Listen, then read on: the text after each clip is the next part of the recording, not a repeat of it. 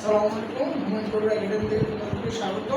আজকে আমি তোমাদের মূলধন বাজেটিংয়ের ফিন্যান্সের অষ্টম অধ্যায়ের নিয়মাবলী নিয়ে আলোচনা করব। তাহলে চলো আমরা তাহলে নিয়মগুলো শিখি। সর্বপ্রথম আমরা পেব্যাক পিরিয়ড নির্ণয় করব। কি নির্ণয় করবো? Payback period. পেব্যাক পিরিয়ড দুই ভাগে নির্ণয় করা হয়। কয় ভাগে বলো? দুই ভাগে। একটা হলো সমহার আর একটা হলো অসমহার।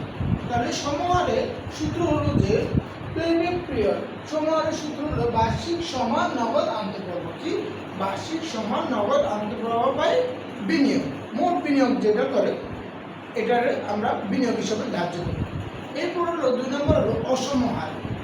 অসমহারের পেব্যাক পিরিয়ডের সূত্র হলো a plus NCO minus C by D। a plus NCO minus C by D। তাহলে আমরা সমহারে এবং অসমহারে কিভাবে বুঝবো যে এটা সমহারে এটা অসমহারে? যখন আমি তোমাদেরকে উদাহরণ দিয়ে অঙ্কগুলো সলিউশন করে দেব তখন তোমরা আরো ক্লিয়ার হবে। তাহলে আমাদের দুইটা সূত্র হলো, একটা হলো পেব্যাক পিরিয়ডের, একটা হলো সমহারে আর একটা হলো অসমহারে। একটা হলো সমহারে আর একটা হলো কি অসমহারে। 3 নম্বর সূত্র ARR, average rate of return. Average rate of return. Average rate of রিটার্নের সূত্র হলো গড় কর পরবর্তী নিট মুনাফা। গড় কর পরবর্তী নিট মুনাফা মানে আমাদের উদ্দীপকে যদি করের হার দেওয়া থাকে তো ওটা হচ্ছে হারটা, আর যদি উদ্দীপকে লেখা থাকে কর পরবর্তী নিট আন্তঃপ্রবাহ তখন আমরা এটাকে ভাগ করে নির্ণয় করি। এরপর আসো গড় বিনিয়োগ। গড় বিনিয়োগ। তাহলে গড় বিনিয়োগের সূত্র হলো যে দেখো এখানে আমি লিখে দিয়েছি গড় বিনিয়োগের সূত্র হলো যে প্রাথমিক বিনিয়োগ যোগ ভগ্নাংশ মূল্য ভাগ 2।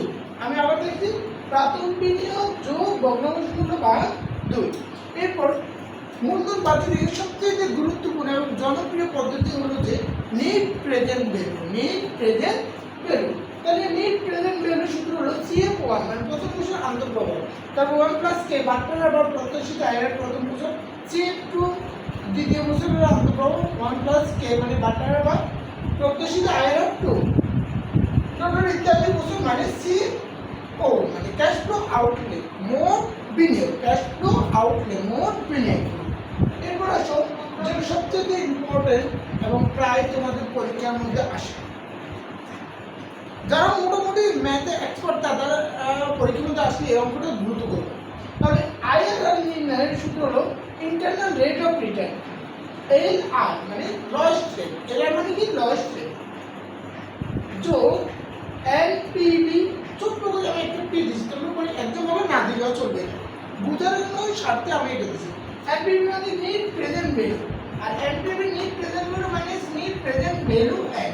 তাহলে গুণ HR মানে highest rate minus lowest rate. তাহলে আমরা ক্লিয়ার হলাম যে আমাদের IRR নির্ণয় করতে আমাদের কয়টা মান দরকার? 2টা মান দরকার। নেট প্রেজেন্ট ভ্যালু কয়টা মান দরকার?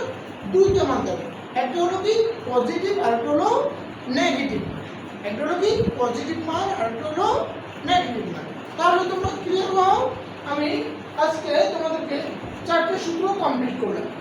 একটা হলো সমহারে পেব্যাক পিরিয়ড, অসমহারে পেব্যাক পিরিয়ড, 3 নম্বর হলো ARR, 4 নম্বর হলো কি NPV, 5 নম্বর। তাহলে তোমাদের 5টা সূত্র হয়ে গেল IRR। তাহলে আমার এই অধ্যায়ে আমাদের মোটামুটি এই সূত্রগুলো পারলে তোমাদের এখান থেকে সহজেই 10 মার্ক উঠাতে পারবে। ওকে, আসসালামু আলাইকুম। হুমায়ুন কবির একাডেমি থেকে।